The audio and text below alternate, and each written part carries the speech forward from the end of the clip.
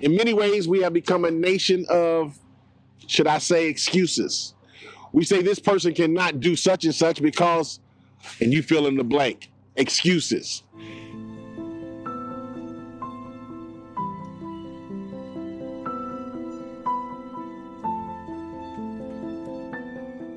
It's a cold winter night and I'm still here, living inside this tent for 100 days from November the 20th to February 28th, bringing to you the awareness that you need about the gun violence on the south side of Chicago, but also to raise as much money as we possibly can on this block called O Block to build a community center. The reason why it's called O Block is because it's named after a young man named O.D. Perry who was shot and killed. The gangs picked up the O in his name and started calling it O Block. We decided we're going to keep the O, but we're going to change it to Opportunity Block. I want to thank Fox for giving me the opportunity every single day to bring to you Rooftop Revelations, where I share with you my thoughts, my viewpoints, and opinions on things that are happening around Chicago, but even around our country. In an earlier Rooftop Revelation, I spoke about the need to have school choice, and I spoke about an elementary school that it sits only 2 blocks away from where I sit. Only 6% of the kids at the school are proficient in reading, and only 4% of the kids are proficient in math.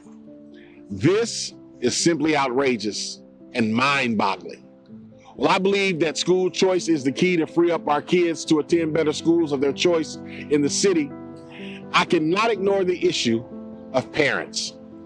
In many ways, we have become a nation of, should I say, excuses. We say this person cannot do such and such because, and you fill in the blank, excuses. Now, I'm not saying this to be mean or judgmental. I'm talking from the world of reality. Sometimes excuses simply cannot be used to explain failure away, especially when it comes to an innocent child. That child is an innocent child. That child knows nothing about why the world they live in is the way that it is. That child depends on the parent, and no excuses should be allowed to undermine that. Several weeks ago, I had a woman on the Rooftop Revelations who lost her husband to a brutal murder by a gang. She had 5 children. She had a job. She was going to school too. She raised all 5 girls because she never allowed herself to fall back on excuses. I speak of excuses because there is simply no reason why parents should allow their kids to go into a failing school that has such low proficiency numbers. Why aren't the parents boycotting? Why aren't they demanding accountability? Well, I hate to say it, but perhaps there is no accountability at the school because there's no accountability in the home. I've seen a lot of these families, and I've seen how they live. I've seen them not put in the work into the kids. I've tried to counsel them and into doing better, show them a way that is better. Sometimes I get through, but it's difficult. Some of the parents also went to these very same failing schools, so they are undereducated themselves, even the generation and the generation before them. This cycle is brutal. This cycle is vicious. My family came out of slavery, and even they came out of better conditions than some of these homes. I say all of this out of empathy, not excuses. I'm done with excuses. All it does is enable the cycle to continue. We, and what I mean by we is the parents, have to put the brakes on the vicious cycle. We have to stop the excuses. We have to go to the school and demand accountability. We have to educate our kids in our own homes before and after school. Education must be number one.